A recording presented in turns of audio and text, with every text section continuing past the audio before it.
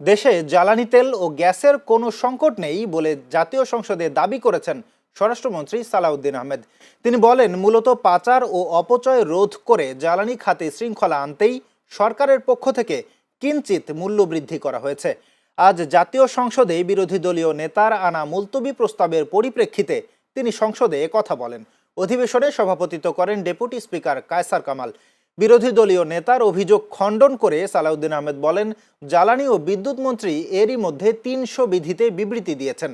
সেখানে তিনি পরিসংখ্যান দিয়ে দেখিয়েছেন যে দেশে তেল ও গ্যাসের কোনো সংকট নেই। বিষয়টি এখন জাতির কাছে পরিষ্কার।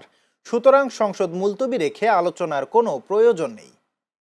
জনজীবনে কোনো দুর্ভোগ না আসে সেজন্য আমরা একটা টলারেবল মাত্রা পর্যন্ত এই জ্বালানি তেল এবং গ্যাসের মূল্য বৃদ্ধি হতে দেই নাই। সেটা মাননীয় প্রধানমন্ত্রীর নির্দেশনায় একবারে শেষের দিকে এসে আমাদের ন্যাশনাল ইকোনমি এফোর্ট পাচ্ছে না এবং এই জ্বালানি এবং গ্যাসের মূল্য এখানে কম থাকাতে তাতে আপনি জানেন যে সব সময় একটা টেন্ডেন্সি থাকে এটা অন্যভাবে অপচয় হওয়ার, আমি খোলাসা করে বলছি না, বা পাচার হওয়ার।